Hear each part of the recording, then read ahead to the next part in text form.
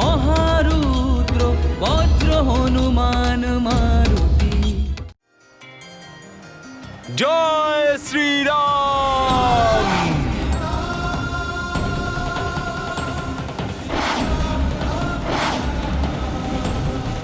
এ কি, আমার কণ্ঠস্বর কোথাও প্রতিফলিত হয়ে পরিবর্তিত হয়ে আবার আমার কাছেই ফিরে আসছে। যেমন নাগপাশের সংকটের থেকে হনুমান সব্বাইকে বাঁচিয়েছিল, ঠিক তেমনি ওই ব্রহ্মাস্ত্রের প্রহার থেকে ভ্রাতা লক্ষণ আর সব বানর যোদ্ধাদের জীবনকে ভবিষ্যতে আসা মহা সংকটের থেকে অবশ্যই রক্ষা করবে। আচ্ছা, তাহলে কোনো আবাসন অদৃশ্য রূপে এখানে অবস্থান করছে। মনে হয় এই আবাসন বৈদ্যরাজ সুসেনের। সেটাকে দেখতে মা কুষ্মান্ডা দেবীর আশীর্বাদ আমাকে সাহায্য করবে।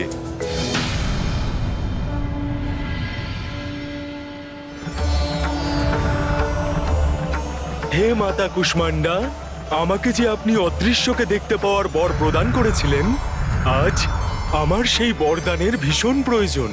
আমার উপর কৃপা করুন মাতা। হে মাতা গৌরী, হনুমানের ওপর কৃপা করুন, ওর সাহায্য করুন মাতা।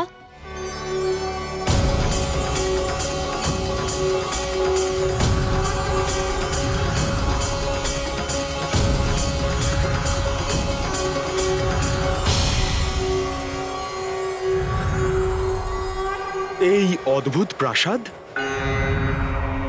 আমায় শীঘ্রই এটা জানতে হবে যে এই প্রাসাদটা বৈদ্যরাজ সুসেনের না অন্য কারো।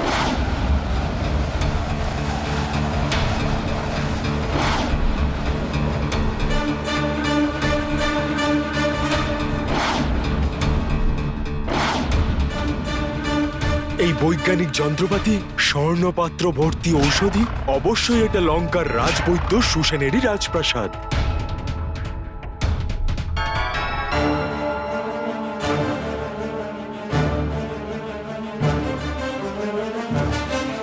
ইনি তাহলে রাজবৈদ্য সুসেন।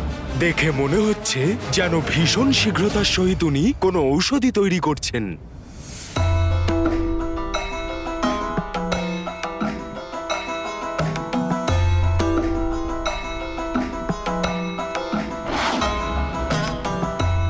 ওনাকে আমার সঙ্গে যাওয়ার জন্য অনুরোধ করি। কেউ কেউ একটা আসছে এখানে। কেউ আবার বৈদ্যরাজ সুসেনের কাজে বাধা সৃষ্টি করতে আসছে না তো? আমায় বৈদ্যরাজ সুসেনের সাথে কথা বলার আগে এটা নিশ্চিত করতে হবে যে আমি বৈদ্যরাজ সুসেনকে সম্পূর্ণ নির্বিঘ্নে এখান থেকে বাইরে কিভাবে নিয়ে যেতে পারি। হ্যাঁ,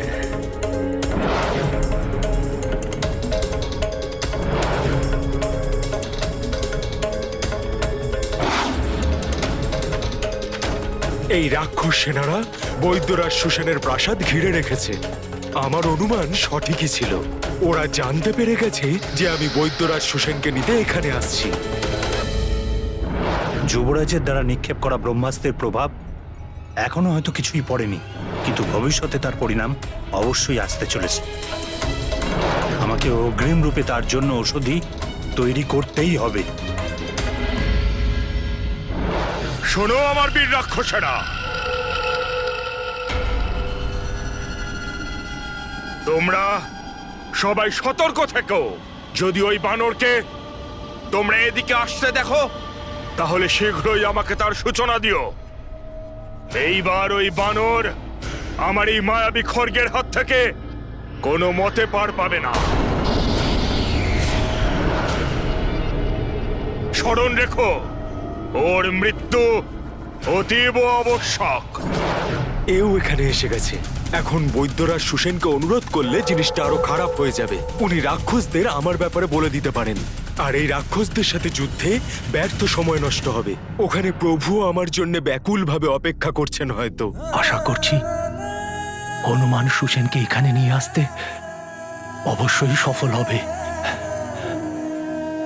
অন্যথা যদি আমার লক্ষণের সাথে কোনো অনর্থ হয়ে যায়, তাহলে ভবিষ্যতে কোনো অনুজ ভাই তার জ্যেষ্ঠ ভ্রাতার সেবা করতে নিজেকে এইভাবে প্রস্তুত করবে না। এমন ভাববেন না প্রভু, হনুমান অবশ্যই আসবে। হ্যাঁ প্রভু, ভ্রাতা লক্ষণের জীবনকে রক্ষা করার জন্য হনুমান বৈদ্য সুসেনকে নিয়ে অবশ্যই আসবেন। আজ যদি ভ্রাতা রাবণও তাকে বাধা দেয়, তো সেও হনুমানকে আটকাতে পারবে না। মেঘনাদ, তুমি শুধু নয়, তোমার পিতা রাবণও আমার পথে বাধা সৃষ্টি করতে পারবে না। ভ্রাতা লক্ষণকে রক্ষার জন্য এই রামদূত হনুমান বৈদ্যরাজ সুসেনকে নিয়েই যাবে। জয় শ্রীরাম।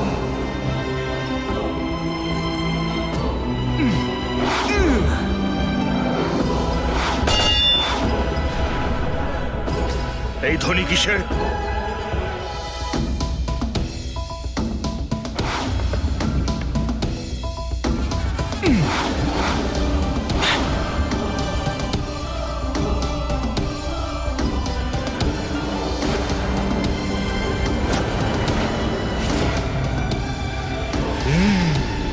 তাহলে অবশেষে আমার পরিকল্পনা সফল হলো।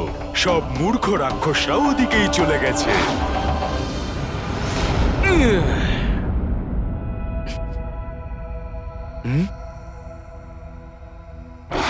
একটা বুদ্ধি এসেছে মাথায়। বৈদ্যরাজ সুসেনকে প্রাসাদ সমেতি তুলে নিয়ে যাই।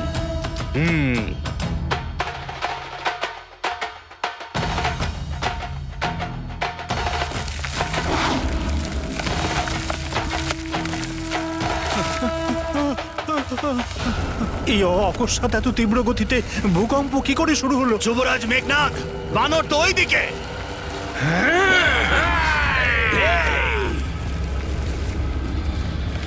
এর ফলে তো আমার যন্ত্র ভেঙে যাবে।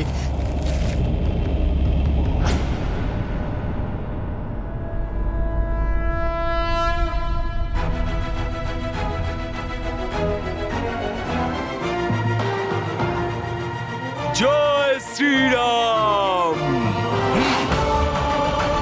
বানর!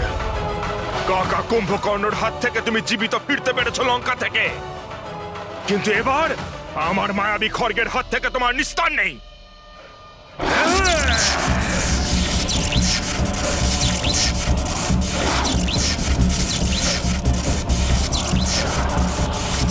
বানর, যদি এই বাঁধন থেকে তুমি পালাবার চেষ্টা করো, তাহলে তোমার দেহ ছোট ছোট অংশে বিভক্ত হয়ে যাবে, আর তার সাথে নষ্ট হয়ে যাবে বৈদ্যরাজ সুসেনের এই ভবনও, যার অর্থ হলো বৈদ্যরাজ সুসেনের মৃত্যু। জয় শ্রীরাম। এই বানর আবার বেঁচে ফিরে গেল। এই ভূকম্প তো বড়ই বিচিত্র। আজ তো এই ধরিত্রীও প্রচন্ড রূপে দুলতে থাকছে। এটা আবার কোনোভাবে যুবরাজ মেঘনাদের নিক্ষেপ করা ব্রহ্মাস্ত্রের কুফল নয় তো?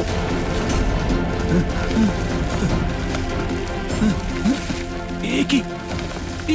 এ তো দেখছি আমার পুরো ভবনী আকাশে উঠতে থাকছে। এ কার মায়া কে জানে?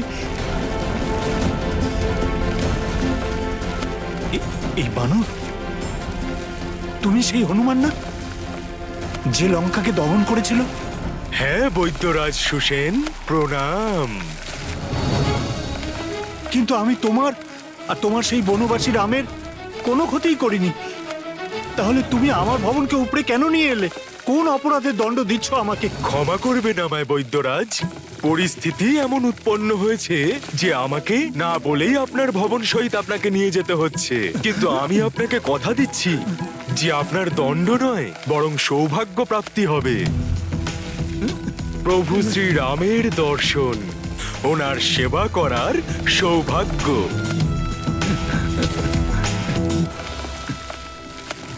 ওনার অনুজ ভ্রাতা লক্ষণের জীবন সংকটে রয়েছে।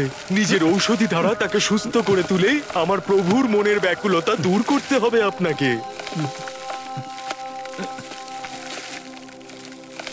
জয় শ্রীরাম। এবার ওই বানর তো প্রাসাদ তুলে নিয়ে যাচ্ছে। যখনই এই বানর এই লঙ্কায় আসে, তখনই কিছু না কিছু ধ্বংস করেই যায়। কোন উপাদানে তৈরি এই বানর? কিছুতেই বসে আসে না। এই বানরের উপস্থিতিতে আমাদের কোনো পরিকল্পনাই কাজে আসবে না। পিতাশ্রী, আবার নিজেদের পরাজয়ের কথা আমায় শুনিও না। আমি সব কিছু জানি। ওই তুচ্ছ বানর আবার তোমাদের চোখে ধুলো দিয়ে চলে গেছে। এবার ওর চোখে এমন ধুলো আমি দেব যে নিজের চোখ নিয়ে ব্যস্ত থাকা ছাড়া আর কিছুই করতে পারবে না ওই তুচ্ছ বানর।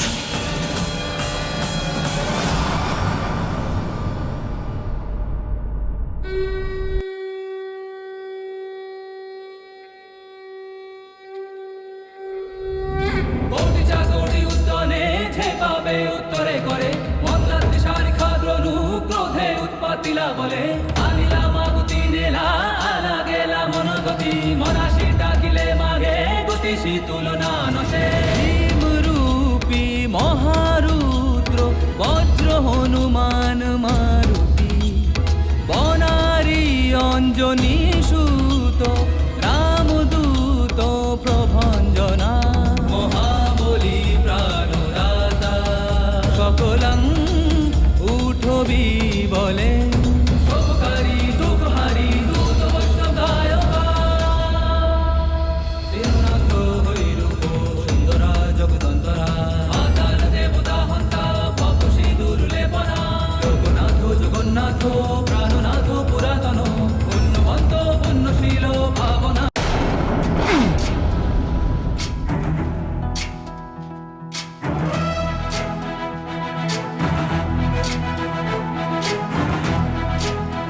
প্রভু, প্রভু, প্রভু, প্রভু, প্রভু, মাতা সীতা জীবিত রয়েছেন।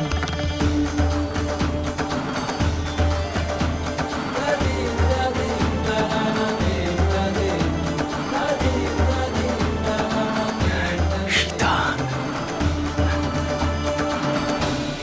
আমার সীতা এখনো জীবিত? হ্যাঁ প্রভু। লক্ষণ, শুনেছ তুমি? তোমার বৌদিমা এখনো জীবিত। প্রভু, ওই ওই দুষ্ট মেঘনাদ আমাকে ভ্রমিত করেছিল। প্রভু, মাতা সীতা কুশল আছেন, উনি সম্পূর্ণ অক্ষত আছেন। আমি স্বয়ং ওনার সাথে সাক্ষাৎ করে এলাম।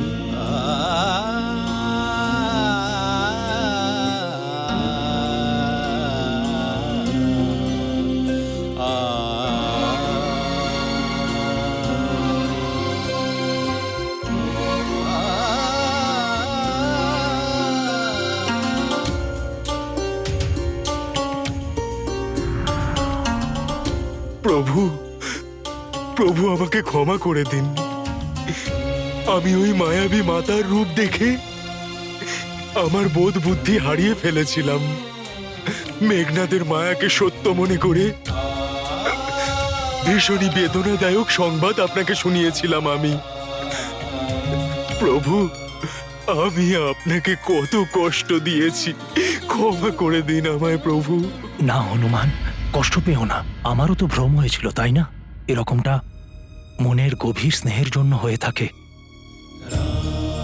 তুমি অসীম মাতৃপ্রেমের কারণে ভ্রমিত হয়েছিলে, আর আমি পত্নী প্রেমের কারণে।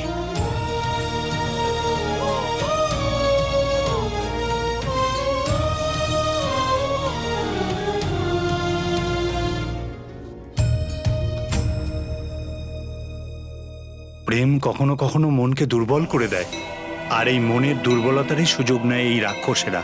হনুমান যা কিছু দেখে থাক না কেন, সেটা হলো বিদ্যুৎ জিহ্বা দ্বারা উৎপন্ন মায়া।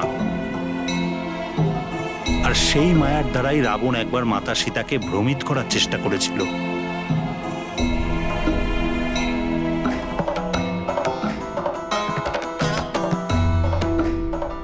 প্রভু, ইনি হচ্ছেন বৈদ্যরাজ সুসেন। প্রণাম বৈদ্যরাজ। আর বৈদ্যরাজ সুসেন ইনি হলেন। সূর্যের কোনো পরিচয় দেওয়ার আবশ্যকতা থাকে না হনুমান। প্রভুর এই মুখমণ্ডলের তেজ স্বয়ং তার পরিচয় বহন করছে। রক্ষবৈদ্য সুসেনের প্রণাম গ্রহণ করুন প্রভু। বৈদ্যরাজ সুসেন, এই সূর্যে গ্রহণ লেগেছে। আমার তেজ তো আপনজনদের থেকে পেতাম, কিন্তু অনুজ, লক্ষণ আর অন্যদের এরকম দশা গ্রাস করেছে আমার তেজকে।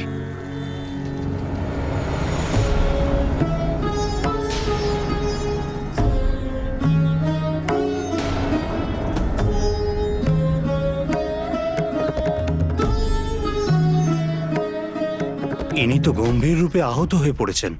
হ্যাঁ সুসেন মশাই, এনারই উপাচারের জন্য আপনাকে এখানে আনা হয়েছে। বৈদ্যরাজ সুসেন, আপনার অনেক অভিজ্ঞতা আছে।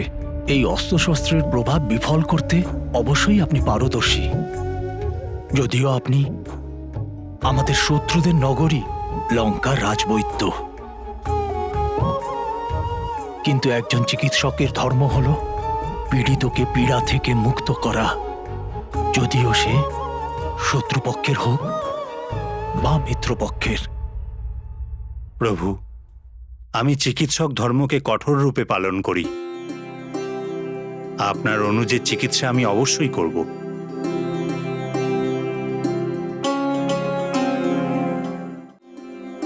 বৈদ্যরাজ সুসেন, আপনি আমার লক্ষণকে এই ভয়ঙ্কর অবস্থা থেকে শীঘ্রই মুক্ত করুন, যাতে আমি ওকেও ওর বৌদিমায়ের কুশলতার সুসংবাদটা শুনিয়ে আমরা সকলে মিলে উদযাপন করতে পারি।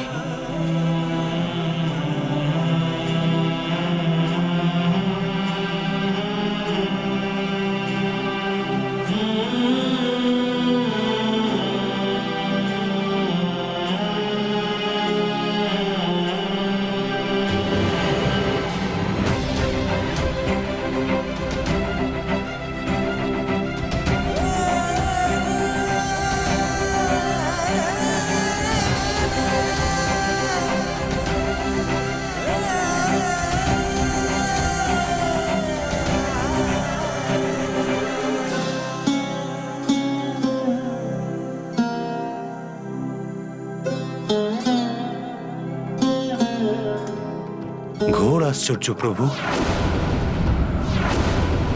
যে ব্রহ্মাস্ত্রের প্রহারে লঙ্কা সহ সমস্ত পৃথিবীতে মহাবিনাশ উপস্থিত হতে পারত, তার প্রভাব এত সীমিত হলো কি করে? বিনা কোনো দৈব শক্তির সহায়তায় এটা সম্ভব হতেই পারে না। ওই ব্রহ্মাস্ত্রের প্রভাব কম হয়ে গেছে।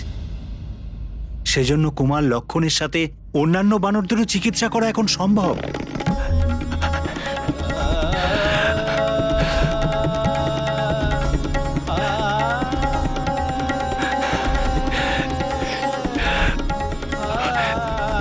বৈদ্যরাজ সুসেন, আপনি তো এই নিরাশার অন্ধকারের মধ্যে আপনার বাক্য দিয়ে আশার আলো দেখালেন। আর যে দিব্য শক্তি এই মহাবিনাশ প্রতিরোধ করেছে, সে অন্য কেউ নয়, মহাবলী হনুমান নিজেই। রামদূত প্রভঞ্জনা। যে বানর ব্রহ্মাস্ত্রের মতো মহাবিনাশকারী অস্ত্রকে নিজের শরীরের বল প্রয়োগ করে ওর গতিকে নিয়ন্ত্রণ করতে পেরেছে, তাহলে ওকে আর কোন অস্ত্র দিয়ে পরাস্ত করা যাবে মহারাজ? তুমি কি আমাকে মেঘনাদ ভেবেছ, যে একটি ক্ষুদ্র মায়াবী তলোয়ার নিয়ে বেরিয়ে পড়বো ওই বানরকে হত্যা করতে? এখন আমি এমন প্রহার করব যা স্বয়ং মহাদেবের পক্ষেও সহ্য করা অসম্ভব হবে। সেখানে ওই তুচ্ছ বানর কি করে সহ্য করবে সেই প্রহারকে?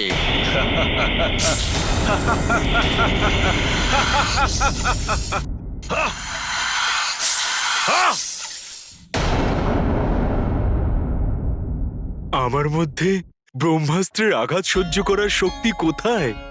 আমার শক্তি তো স্বয়ং প্রভু শ্রীরাম। ওনার নামই পরম ভক্তি। ওনার কৃপাতেই আমার মধ্যে এই সামর্থ্য এসেছে। আমার সমস্ত কর্ম প্রভু শ্রীরামের আশীর্বাদের দ্বারাই সম্পন্ন হয়।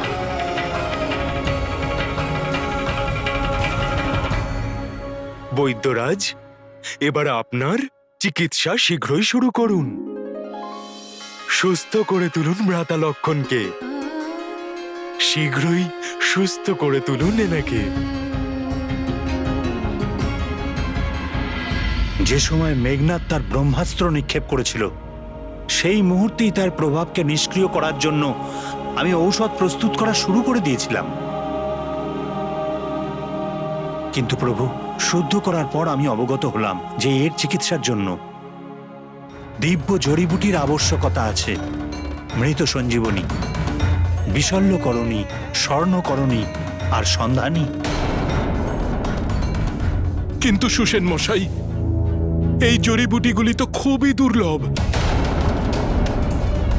লঙ্কায় এগুলো পাওয়া অসম্ভব। আপনি সত্যি কথাই বলছেন বিভীষণ, এইসব জড়িবুটি এখানে পাওয়া যাবে না। এটা সেই হিমালয় পর্বতস্থিত দ্রোণগিরি পর্বতই শুধু পাওয়া যায়। এটা আনার জন্য সুদূর উত্তরে হনুমানকে যেতে হবে, আর এটা নিয়ে সূর্যোদয়ের পূর্বেই তাকে ফিরে আসতে হবে।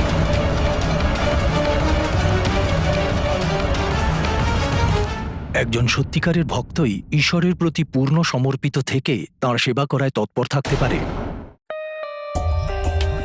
For more updates, subscribe to our channel, click the show links and enjoy watching the videos.